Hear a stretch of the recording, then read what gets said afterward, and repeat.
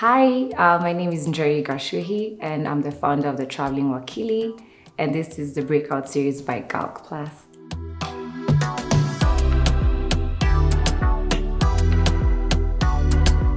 I founded the Traveling Wakili legally in 2021, but it was an idea in making from around 2018, 2019. So it just started with me sharing my trips on Instagram, like a lot of real-time footage, and it got a lot of traction. And people are always like, oh, when you travel next, let me know. And I was like, for sure, bet, I'll let you guys know, and let's see if you'll really come. I have been planning trips pretty much all my life. Like, I'm that planner in the friend group and the planner in the family group. So I feel like I already had certain skills when it came to planning, but now I needed just to up my game a little more when it comes to particularly trips with queer people.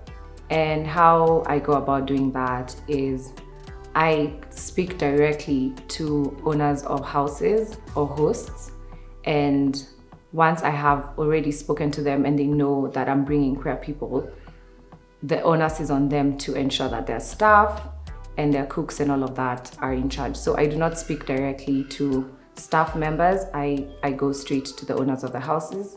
And then for transport, I have somebody who knows that I'm queer and that I deal with queer people.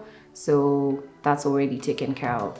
I also think that a big aspect of safety is that my trips are mostly group trips. I do organize private trips where you can travel solo and all of that, but there's definitely safety in numbers, and it has been working well up to date. I haven't had any homophobic issues or anything like that.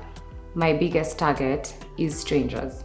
So I am mostly found online with, of course, a few people who have been repeat travelers or people who invite their friends and stuff. But because I'm targeting strangers, a lot of how you can find me and my content is online, which means that I definitely need to have an active page.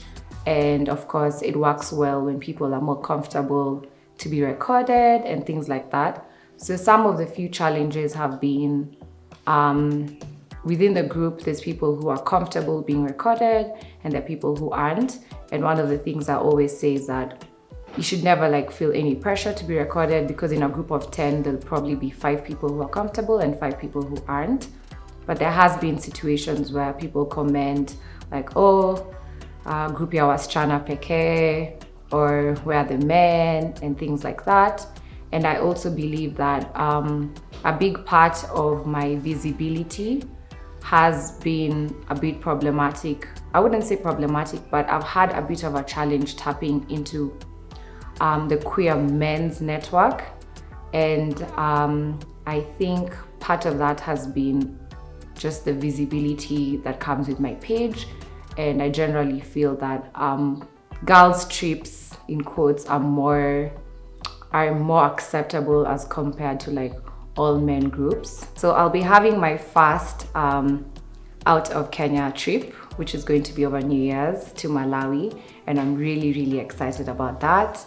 I also have a collaboration with a lesbian travel group that's been working since I think 2005, and we're going to be having a queer women's getaway to South Africa in February, which I'm really, really excited for. So you can find me on Instagram at The Traveling Wakili, TikTok at The Traveling Wakili, Twitter at Rasta Advocate, and I'm also working on my website, which will be thetravelingwakili.com.